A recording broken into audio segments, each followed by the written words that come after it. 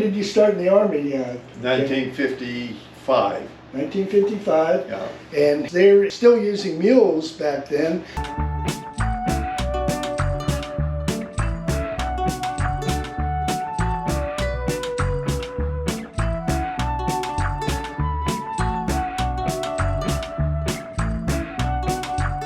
Okay, hey folks, I'm here with Ken Mankle, and this is a wonderful interview here for a man who was in the Army.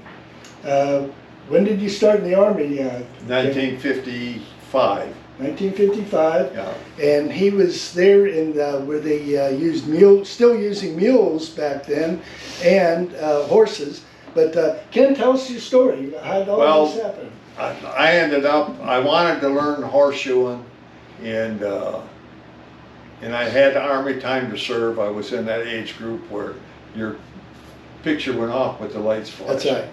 And so I ended up in this mule outfit. They had an ad in the paper looking for people for this horse and mule outfit in Colorado that knew a little something about horses and mules. And I rode horses from I was about 14 till at the time then I was 19, and I was tried to go to Michigan State for the horseshoeing course, and that class of 50 that started in 54 was full. So I was working at a fish market, working there, and riding a few horses for people, and but since I was about 14, I wanted to shoe horses. And I almost quit school, and my mother shook her finger at me and says, "You're going to finish high school." Yeah. And so I finished high school, and anyway, the class of 54 at Michigan State was full. So I got on the list for the group of 55. Well, in the meantime, this article was in the paper about looking for guys for horses and mules for this outfit in Colorado. And I went down and talked to a recruiter, and he says, "Yeah, I can get you in there." I said, "Well, I want to learn how to shoe horses." He said, "Well, I can't guarantee you can do that," but he says they have about 300 mules there. Oh. Yeah, I said, "Well, they got to have some horseshoers." So I enlisted, and they had artillery and a quartermaster outfit. And I asked this recruiting sergeant, and he says, if I was signing up for it, I'd sign up for the quartermaster. That's okay, so that's what I did. Yeah. And he said the quartermaster usually is a little better than the artillery outfit. Yeah. So that's what I did. Yeah. And I went through my basic training and was assigned to the mule barns. And I was there for about a month. And the horseshoeing shop was one of the places that you worked every day. And so I didn't have any trouble getting into the horseshoeing shop. In that first year I was sweeping floors, and I hadn't been to school yet. Well, then that summer of 55, the Army decided to take about 200 mules to Cheyenne, Wyoming for Frontier Days. Oh, wow. And so we got I got a lot of work in the shoeing shop because there's a lot of mules to be shod. And then we got ready in 55. They trucked the mules from Fort Carson to Denver, and we stayed at a military base there, and then we rode from Denver to Cheyenne. And then did packing demonstrations, rode in the parades. The artillery outfit loaded up the cannon every day and started the rodeo off. Yeah. And then we trucked them back to Fort Carson. Well, they decided they were going to do that again in the next year in summer of 56. Yeah. And they decided that maybe it cost too much money to truck them. Yeah. So we rode both ways. Oh my gosh. We rode from south of Colorado Springs at Fort Carson to Cheyenne. How many miles was that? Well, I think it's 200 and some miles. Oh wow. but we would travel 15, 20 miles a day, Oh, okay. set up in bivouac. We'd get up at 4 in the morning, Uh-huh. and we would be ready to hit the road about between 5 and 6. Well, you know, people pay big money to do that now. Oh, I know, I know. And then, you know, we'd have to get up early, feed, Uh-huh. yeah, get our own breakfast, go pack out what we had to pack. And we had very few trucks went along with us. Some of the mess kits and stuff they carried on a truck, so we'd have places to sit up and eat. Yeah. We would travel 15, 20 miles a day, picket, and set up our picket lines and stuff. And then we'd have, the local people would come in and stop and talk and watch and talk to us, you know. Yeah, sure. And it was great. And then the Coors Beer Uh-huh. had a truck that came in every day Yeah. where we were bivouac and set up cases of beer. Oh, wow. You know, and back then it was all 3-2 long Yeah. neck. And, Yeah. But the rule was you had every empty bottle had to go back in the case. Yeah. That would be great if they did that today, wouldn't it? Yeah. And then the next day when we bivouac, they would stop, pick up Yeah. from the day before, and we did that all the way, and it was great fun. Yeah. And So there that's where you learned horse shooting there. Yeah. well, then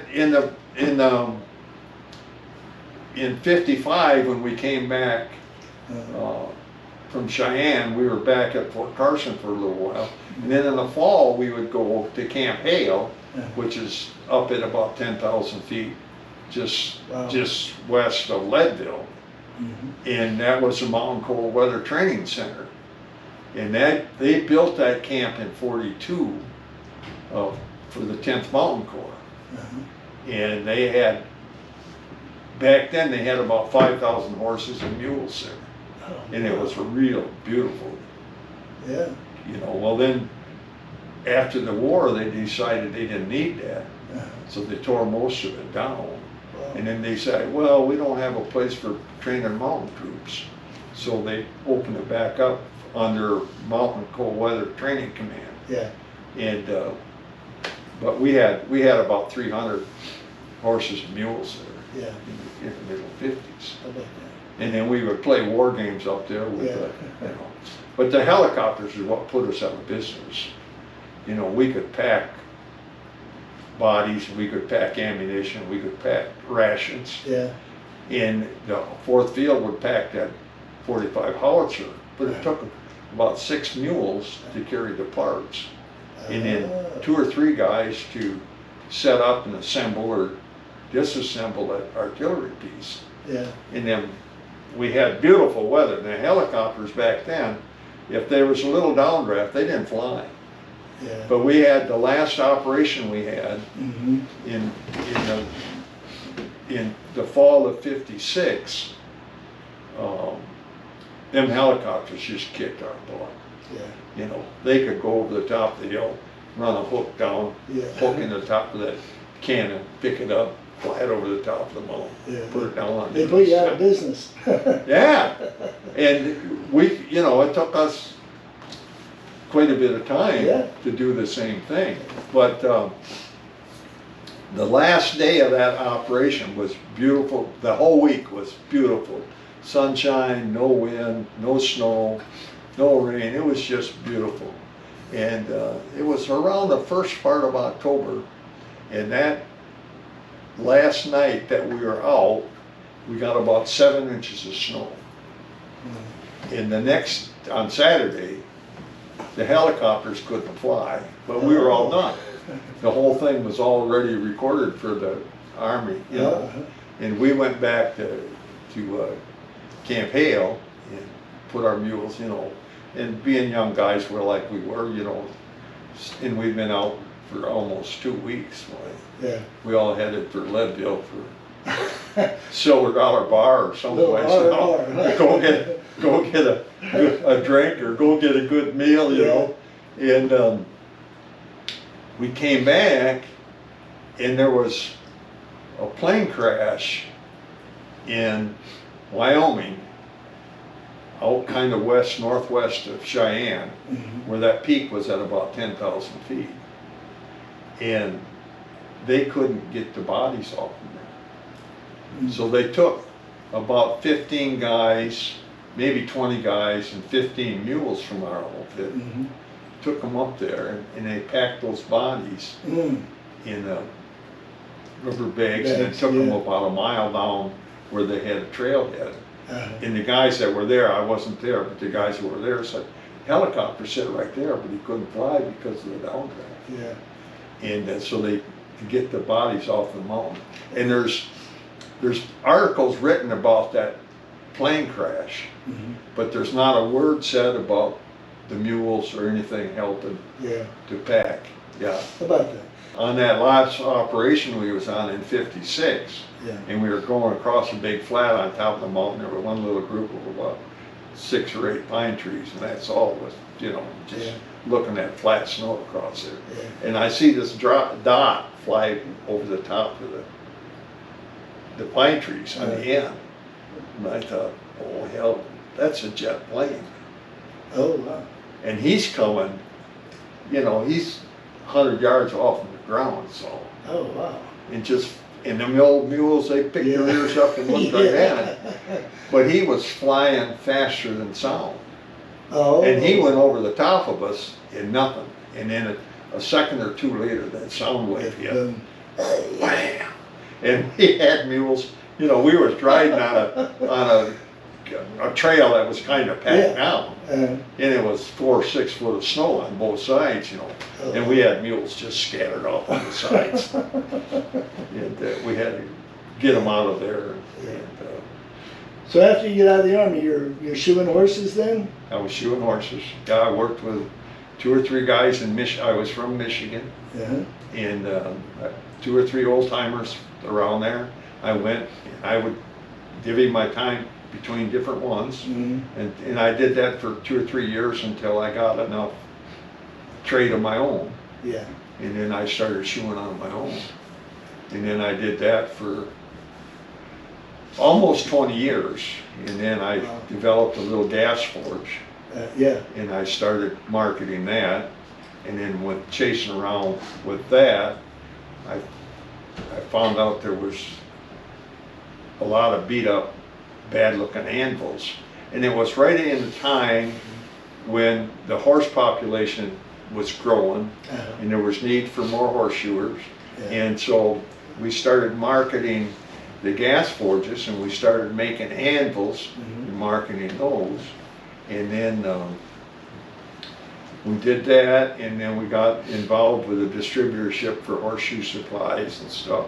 And then that's when I quit shoeing. And then my wife and I and the kids, whenever they could, you know, we would go, you know, we would do the shows for the horseshoers and market, you know. You market your product. Market our products. Well, you get on the better end of it then, didn't you? Well, I'm not sure about that, but we did a lot of, and then we got involved with artist blacksmiths with the gas forges. And most of them were real traditional, and they wanted to use coal. And I said, all right, just go use your coal, but when you can't make parts fast enough, you gotta produce better, come and talk to me and try a gas forge. So we did that, and so we did their big shows, and then we got involved with the knife makers, and had knife makers usually, and then I had 2 good knife makers. I thought I went to a hammer in down by Indianapolis. It's called Connor's Prairie, and it's like a colonial village town set up there. And they had the Indiana group had a big weekend conference there, and they call them hammer-ins, you know. And I talked to a buddy of mine. I said, "You want to go down to that?" No, he said, "I don't know." I said, "Well, I got the motorhome. We can go down there, and it won't cost you nothing." And I said, "But I want to watch this one guy make Damascus steel." Oh, yeah, maybe I'll go with you. So anyway, we went down there, and you know, the few of the guys there I'd met before, and we talked a little bit, and there was some really top blacksmiths down there. And but we got in the tent the next morning to do this Damascus steel demonstration, and Darrell Meyer from Carbondale, Illinois he was one of the gurus at the time in making Damascus, and he did it with coal, and he took forever to make his little cocoon and stuff, and put his steel in and showed how he prepared his steel. And I watched, and he brought that out and took it in a trip hammer and brought it out of, you know, it was a good heat, but not a sparking or what you would call a welding heat, but it was a good heat.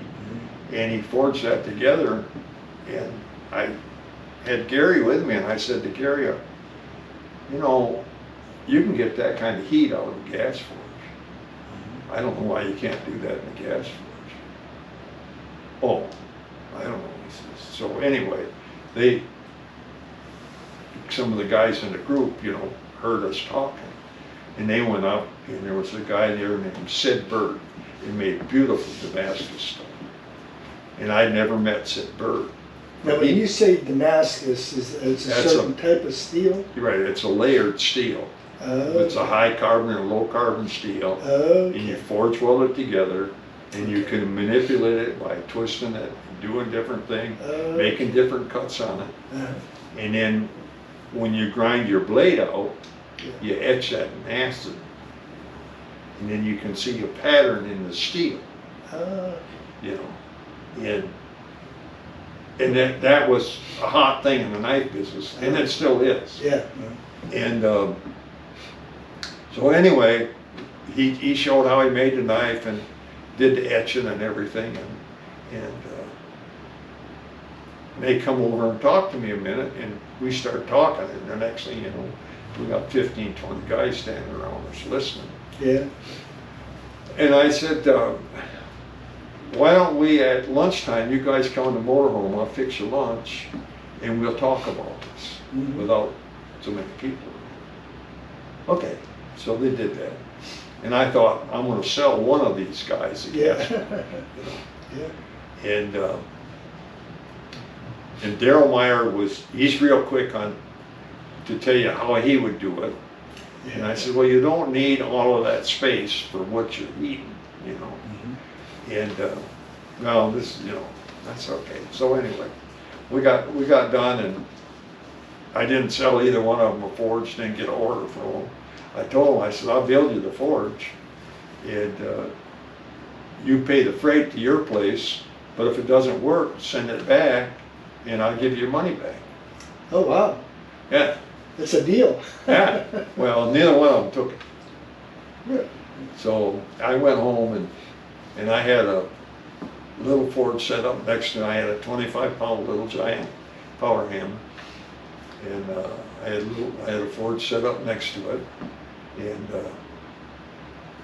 I loaded that up with, and I prepared a piece of steel like he showed me, and he did, and put it in there, and I forge welded it together, 3 layers, and then you stretch that out and cut it most of the way through, and then you clean your scale off and fold it back on itself, and you flux that with borax for flux, and then you forge weld it together and you bring it out. Well, I think 8 welds gives you 384 layers, but I did about 200 layers, a little over, you know. Made it, ground it out, heat treated it, etched it, and it didn't put any handle on it. And I sent that to Sid Bird. I figured Sid Bird was the easiest of the two to crack. And so I sent that to Sid Bird, and he called me up and he says, how long you been making knives? And I said, well, I haven't made a knife since in the 50s when I made some hoof knives for myself when I was in the Army out of old files. Well, how long you been making Damascus? And I says, well, that's the first piece I ever made. I said, I watched you guys. Well, where'd you learn how to do that? And I said, well, I watched you guys down there, you know, at that clinic. Well, we didn't show you. I says, oh yeah, you showed me all the important stuff. Getting the stuff clean, and make sure it's clean, and you got no scale in between when you weld it. And he said, well, I think I want you to build one of them for me. And Sid was down at Nashville, Indiana, just below Indianapolis. And I said, well, I'll build you one. When I got it done, you can come up and get it, or I'll pick it. And he said, I want to drive up and pick it up. I said, all right. I said, just, but I said, you got to come with a pickup, because if we use that in the morning, it takes forever to cool down. Yeah. And so we can, well, all right, I'll bring my truck and bring my boy in. So anyway, I got it ready and called him and told him it was ready. And he told me what date he would be up there and what time. And they pulled in there, and they was in the car. Uh-oh. And I says, well, how come you're in the car? Well, he says, we got about 3 miles from home, started having a little trouble with the truck, so we took it back and got the car. I says, well, we won't be able to run that forge that I built for you, because we won't get it in the side of that trunk of that car today. It'd be too hot. Oh. Well, I says, I got another forge we can use. We can make a billet. So we went in and we forged up a billet and played with it a little bit and twisted it, and nothing came apart. And he was happy with it. And so he left with that. And a few days later, he called me up. He says, I can't make a weld. That's what I mean, you can't. What's it doing? And well, he says, the flux cakes up, but it won't run. It won't get liquid. And I says, well, what are you running for pressure? Well, he says, I've run from 8 pounds to 12 pounds. And I says, oh, that's way too much, because you're siphoning too much air, and you're actually missing the peak of the heat, because you're getting too much air in your mix. Oh, and this was on a Sunday morning. I says, my wife and I are getting ready to go to church. I says, if you try it today, call me and let me know how it works. Oh, okay.